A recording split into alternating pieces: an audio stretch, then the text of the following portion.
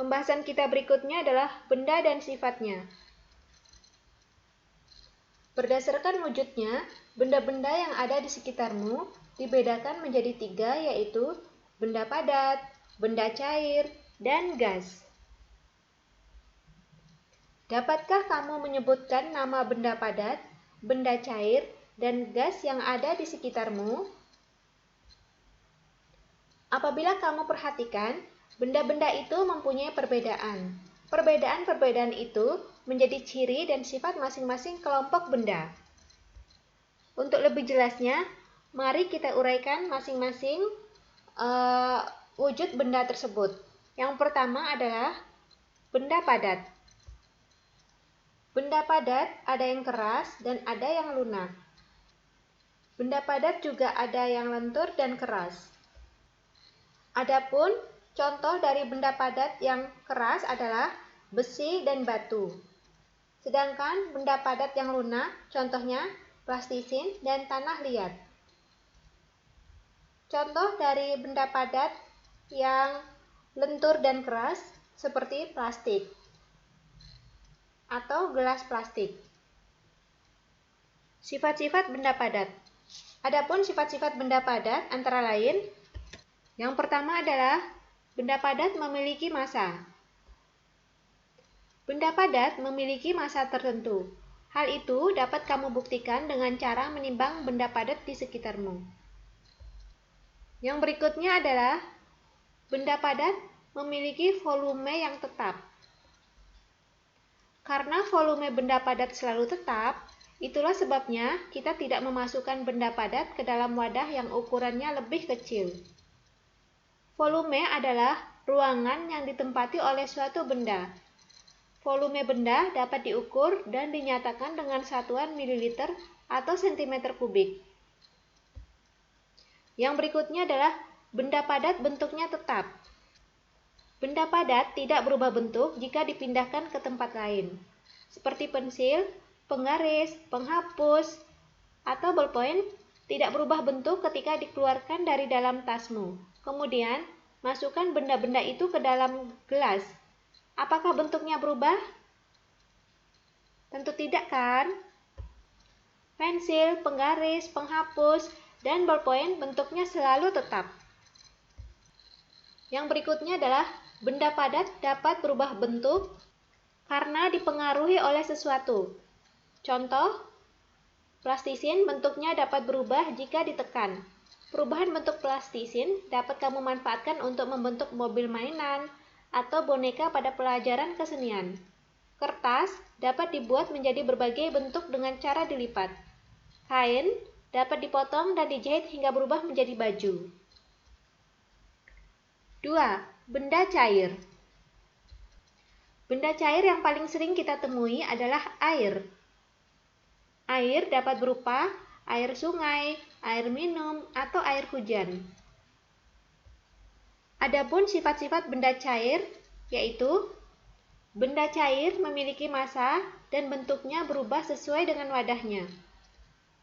Untuk benda cair yang memiliki massa, dapat kita buktikan dengan membandingkan botol kosong dengan botol yang berisi air. Manakah yang lebih berat antara kedua botol tersebut? Botol berisi air tentu memiliki massa lebih besar daripada botol kosong. Hal itu membuktikan bahwa benda cair memiliki massa. Yang berikutnya adalah bentuk benda cair berubah tergantung pada wadah yang ditempatinya dan jumlahnya tetap. Hal ini bisa dibuktikan dengan kita memasukkan air ke dalam botol dan ke dalam gelas. Bagaimanakah bentuk air tersebut?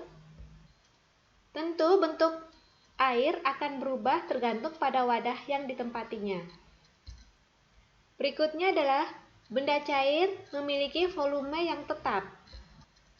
Benda cair dapat diukur dan dinyatakan dengan satuan liter. Adapun pengertian volume adalah ruangan yang ditempati oleh suatu benda. Yang berikutnya adalah permukaan benda cair yang selalu tenang, selalu datar. Dalam keadaan tenang atau seimbang, permukaan air akan menunjukkan permukaan yang datar. Kamu dapat buktikan hal ini pada botol yang diisi air. Pada keadaan botol tegak, miring, atau rebah, permukaan air selalu datar. Sifat tersebut dimanfaatkan oleh para tukang bangunan untuk memastikan bahwa ketinggian tembok dalam suatu bangunan telah benar-benar datar. Alat khusus yang biasa digunakan untuk mengukur datar atau tidaknya tembok tersebut dinamakan waterpass. Ada dua jenis waterpass yang biasa digunakan, yaitu waterpass yang berbentuk selang dan waterpass yang berbentuk batang. Sifat yang berikutnya adalah benda cair mengalir ke tempat yang lebih rendah. Sifat air yang lain adalah bergerak ke segala arah dari tempat yang tinggi ke tempat yang rendah. Contohnya adalah air sungai. Air sungai berasal dari mata air yang terletak di pegunungan. Air tersebut akan mengalir terus menelusuri lembah. Akhirnya, air sungai sampai di laut. Contoh lainnya adalah air terjun. Namun, ada juga air yang dapat mengalir dari tempat yang rendah ke tempat yang tinggi, yaitu dengan menggunakan alat. Contohnya, air dari dalam tanah dapat dinaikkan ke bak penampungan dengan menggunakan pompa air.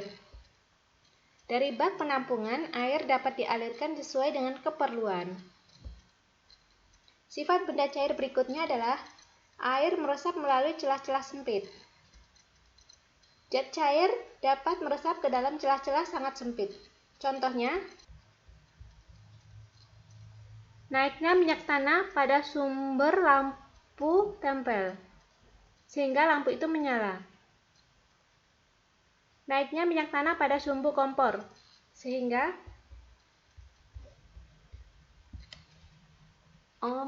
naiknya minyak tanah pada sumbu lampu tempel sehingga lampu itu menyala. Kemudian yang berikutnya adalah naiknya minyak tanah pada sumbu kompor sehingga kompor dapat menyala. Contoh lainnya adalah naiknya air pada musim hujan sehingga dinding rumah basah. Kemudian naiknya air tanah melalui akar dengan pembuluh-pembuluh tumbuhan. Kemudian air menggenang dapat diserap dengan kain pel, spons, atau kertas isap. Dan yang berikutnya adalah cairan tinta yang tumpah dapat diserap oleh kapur tulis atau kertas isap. Peristiwa meresapnya zat cair pada celah-celah sempit disebut kapilaritas.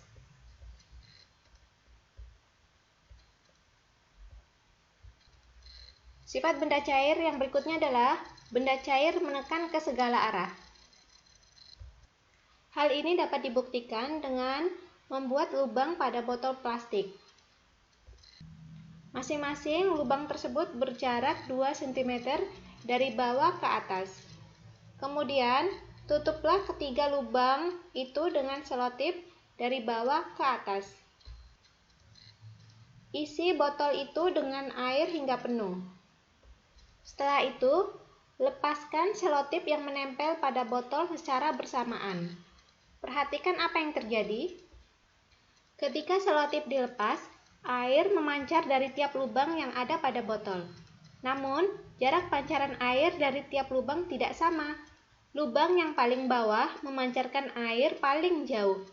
Hal itu terjadi karena bagian bawah yang berisi air mendapat tekanan yang paling besar.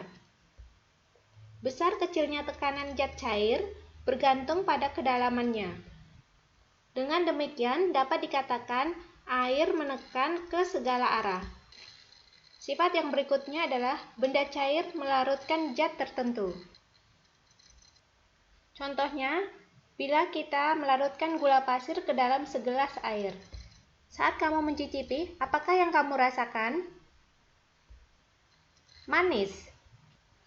Hal itu berarti gula sudah tersebar merata ke seluruh bagian air.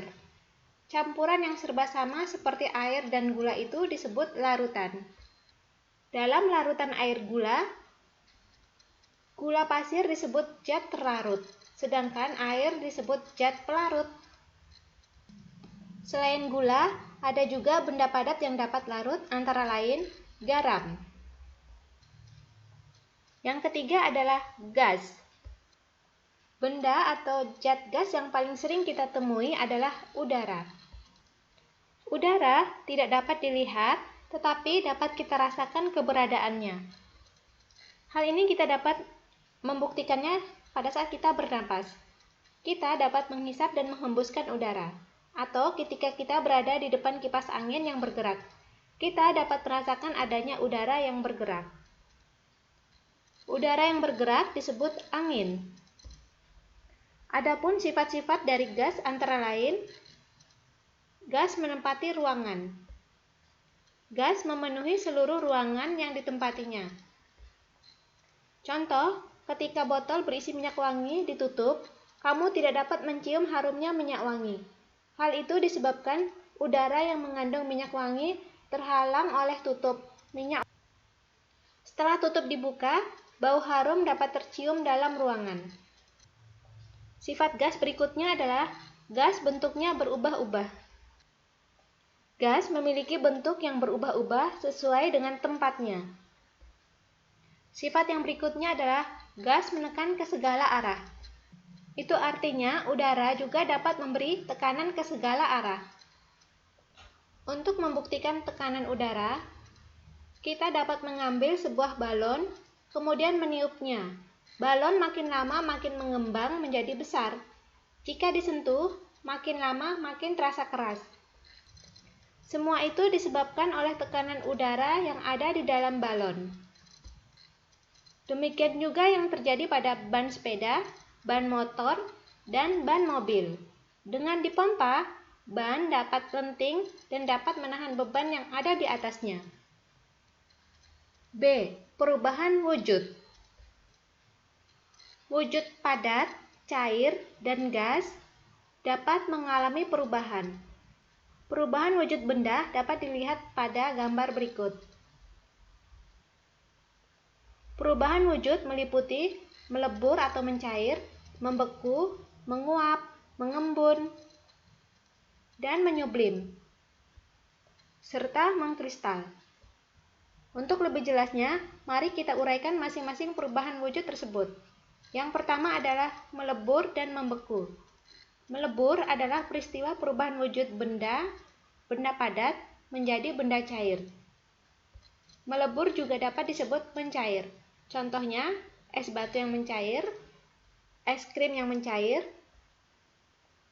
mentega yang padat akan berubah menjadi cair jika dipanaskan. Membeku. Membeku adalah peristiwa perubahan wujud benda cair menjadi benda padat. Contohnya, air yang dimasukkan ke dalam lemari es akan berubah menjadi es batu. Perubahan wujud yang berikutnya adalah menguap dan mengembun. Menguap adalah peristiwa perubahan wujud benda cair menjadi gas.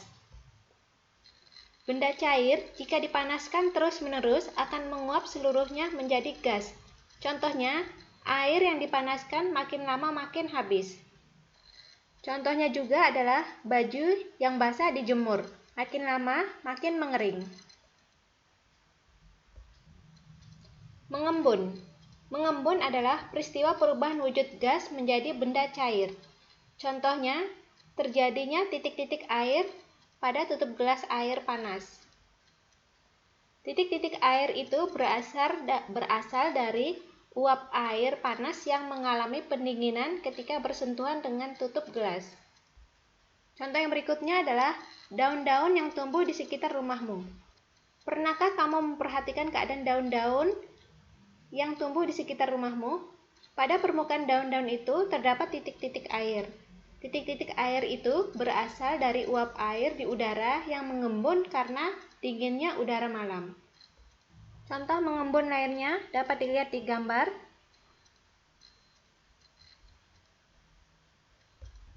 Perubahan wujud yang lainnya adalah menyublim.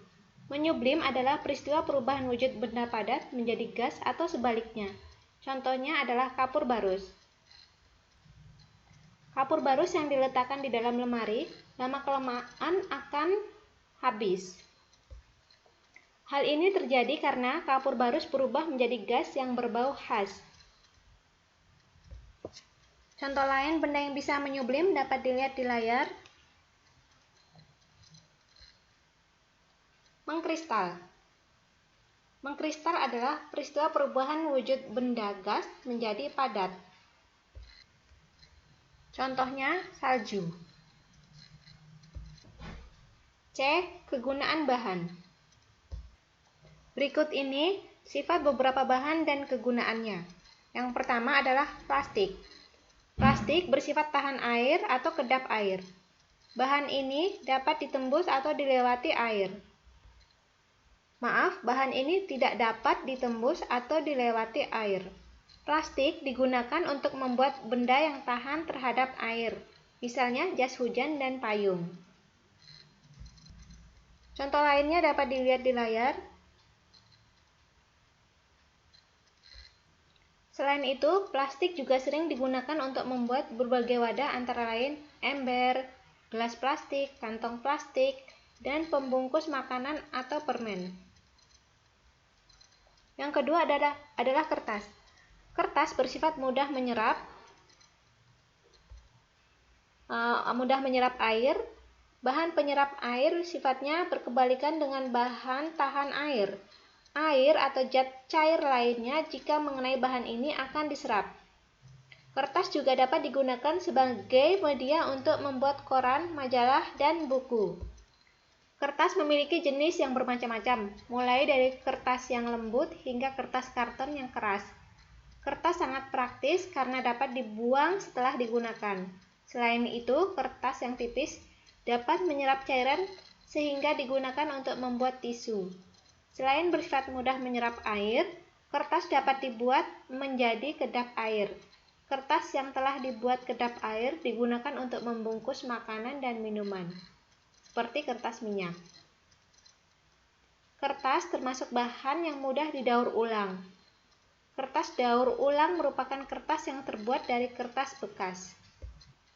Kertas memiliki kelemahan yaitu mudah terbakar, mudah robek, dan tidak tahan air.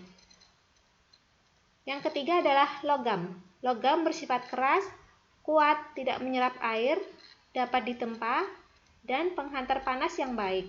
Bahan logam dapat berupa besi, baja, aluminium, tembaga, emas, atau perak. Sifat logam yang keras dan kuat digunakan untuk membuat konstruksi bangunan. Sifat penghantar diperlukan untuk membuat benda yang bertujuan untuk memanaskan sesuatu, misalnya alat-alat memasak seperti panci, wajan, cerek, dan lain-lain. Penggunaan bahan penghantar panas dapat mempercepat matangnya masakan. Yang keempat adalah karet. Karet merupakan bahan yang berasal dari getah pohon karet. Karet bersifat lentur, elastis, dan tidak dapat ditembus air. Karena sifat tersebut, karet digunakan untuk membuat alas kaki seperti sepatu dan sandal. Karet mampu menampung udara sehingga digunakan untuk membuat ban, balon, dan bola. Pernahkah kamu memperhatikan tutup botol minuman ringan? Pada tutup botol tersebut terdapat lapisan karet yang menempel. Fungsinya sebagai pelindung untuk mencegah kebocoran pada tutup botol. Selain sifat di atas, karet juga bersifat penghantar listrik yang buruk. Sifat ini digunakan untuk membuat pembungkus kabel listrik. Dengan dibungkus bahan karet, kita akan terlindung dari arus listrik yang mengalir di sepanjang kabel listrik. Yang kelima adalah kayu. Kayu bersifat keras, kuat, dan penghantar panas yang buruk. Walaupun keras dan kuat, kayu mudah dibentuk. Kayu dapat dibentuk dengan cara digergaji atau diukir. Kayu banyak digunakan untuk membuat perabotan rumah tangga seperti meja, kursi, lemari, dan tempat tidur. Namun, kekuatan kayu tidak sekuat logam. Jika sering berada di tempat yang basah, kayu akan lapuk sehingga tidak dapat digunakan. Sifat kayu yang tidak dapat menghantarkan panas diperlukan untuk membuat benda yang dapat mencegah tersebarnya panas, misalnya pegangan panci dan setrika. Kayu juga memiliki sifat mudah terbakar. Sehingga di daerah pedesaan, kayu banyak digunakan untuk kayu bakar. Yang terakhir adalah kaca. Kaca bersifat tembus pandang dapat dilalui cahaya. Artinya, kita dapat melihat keadaan di balik kaca tersebut. Kaca dapat digunakan sebagai bahan jendela atau spion kendaraan. Selain itu, kaca dapat digunakan sebagai bahan pembuat lensa kacamata. Kaca jenis ini dapat membantu penglihatan saudara-saudara kita yang matanya terganggu mengalami gangguan. Demikian pembahasan tentang benda dan sifatnya. Semoga bermanfaat.